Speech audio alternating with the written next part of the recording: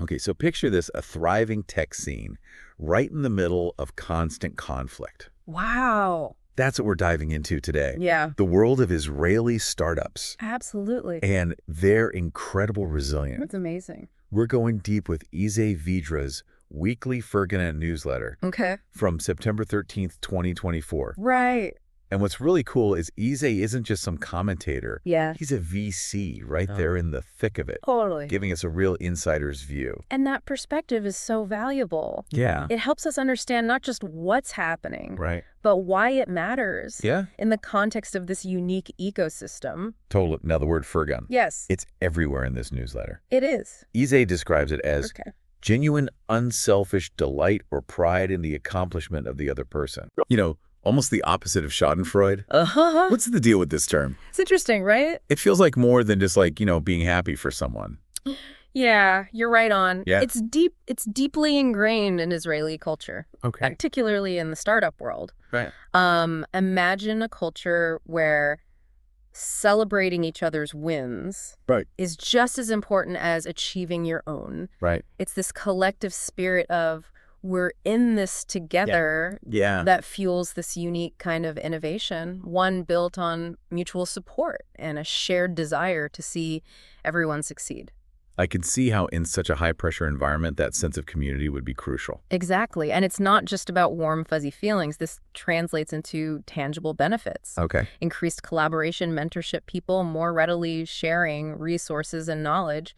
It's like a built-in support system that helps these companies weather even the toughest storms. And speaking of weathering storms, Kizi throws out some numbers that are pretty mind-blowing. Right. He says Israeli startups raised $7.8 billion in funding. Wow. With $9.6 billion in M&A. Okay. That's mergers and acquisitions for those who don't speak Wall Street. Right. Just in 2024. Wow. All this while a war is happening. And while those figures are slightly down from the previous year, they paint a picture not of decline, but of incredible resilience. Right. Remember Firgun? Yes. The spirit of unity we talked about, that shared purpose that adversity can foster. Yeah. Well, it shines through in these numbers. Okay. They're not just surviving, they're thriving. Okay, so we're seeing resilience in action, but what does this actually look like on the ground? Yeah. What are these companies doing with all this investment? Well, AZ dives into some specific funding rounds that caught his eye. Okay.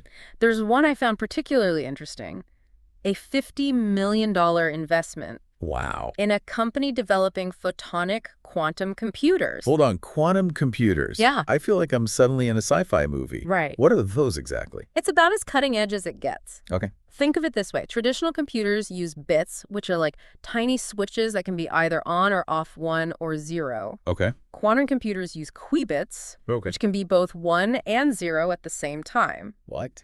This allows them to perform calculations at speeds unimaginable for traditional computers, potentially revolutionizing fields from medicine to material science. Wow. Okay, so we're not just talking about the next app here. We're talking about tech that could change the world. And it's not just about pushing those like technological boundaries, right? Right. Ozzy also highlights this company. Yeah. Developing new treatments for degenerative disc disease. Oh, wow. They just raised $11 million. That one really caught my eye, too. Yeah. It speaks to another key strength of the Israeli ecosystem, medical technology. Right. They consistently punch above their weight in this field. They do. And for good reason. It's an area with universal relevance, right? And they've got this incredible combination of top-tier research institutions, mandatory military service that often involves medical training, and a culture that embraces risk-taking. So it's like all these factors converge. Yes. To create this perfect storm for medical tech innovation. Exactly. And it's attracting serious global interest. I bet. Which reminds me, as they also pointed out, this big move in the VC world. Karen Gilbai joining Founders Fund to specifically focus on Israeli investments. Now, Founders Fund is a big deal, right?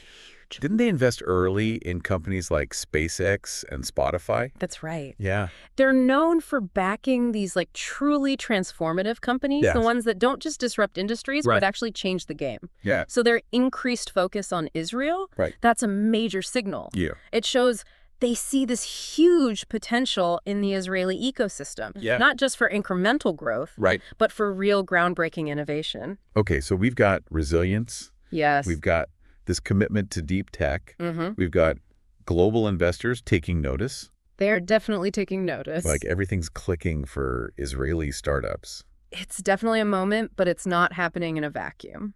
Right. These links to some articles about the global VC funding crunch. Yeah. Things are getting a lot tighter out there. Right. And of course, the elephant in the room. Oh, boy. The ever-expanding world of AI. Right, because those global trends impact everyone. Yeah. So how does this all play into the Israeli tech scene specifically? Yeah. That's a million-dollar question, right? So they're in a good position to capitalize on this whole AI wave. Well, you know, he sees it as a huge opportunity. Okay. But not like a guaranteed win. Right. It'll require staying agile, adaptable, pushing the boundaries even further. Right. To compete on that global stage. Because remember, everyone's racing towards this AI future now. Okay, so no resting on their laurels, even with all this success. Right. Which, speaking of success, I noticed Eze ends his newsletter on a really interesting note. Okay. He writes, there's so much to celebrate in our small community. Yeah. Keep on creating. I like that. It really struck me how he calls it small. Yeah. When clearly they're punching way above their weight. Yeah. You know? That's the thing about the Israeli tech scene, right? It's this fascinating mix of immense global impact and a tight-knit community feel that, quote, perfectly encapsulates the vibe. Yeah. It's this combination of ambition and humility that makes them so unique. It's inspiring, honestly. It is. Especially when you consider the geopolitical realities they're dealing with. Right. You know, after diving into all this, I keep coming back to one question. Yeah. What's the bigger takeaway for someone listening in, say, Silicon Valley or London or Bangalore? Yeah. What can other startup ecosystems learn from this? I think the big thing is it's not about copying and pasting policies, right? It's about cultivating a similar mindset. Yeah. That spirit of Firgun, for one. Okay. Fostering a genuine culture of support and collaboration. Right. And realizing that challenges, even existential ones, can actually be a breeding ground for innovation. Okay. Sometimes constraint breeds creativity. Right. It's like that old saying, necessity is the mother of invention. Exactly. And maybe, just maybe, there's something to be said for fostering a bit of that small community vibe. Even as your reach becomes global. Okay. That shared purpose, that sense of everyone being in it together. Yeah. That can be a powerful driver of innovation no matter where you are in the world. So there you have it, a glimpse into the world of Israeli startups. It's amazing. Resilience under fire, fueled by community, and laser-focused on technologies that could reshape the future. I think that's a really good way to put it. Yeah. It really is a testament to the power of human ingenuity. Absolutely. And the incredible things that can happen when people come together with a shared vision, even in the face of incredible challenges. For anyone listening who's ever felt daunted by the odds, take note. This right here, this is a masterclass in turning challenges into opportunities. I love it. And on that note, we'll leave you to ponder this fascinating case study. Until next time, keep exploring, keep learning, and keep diving deep.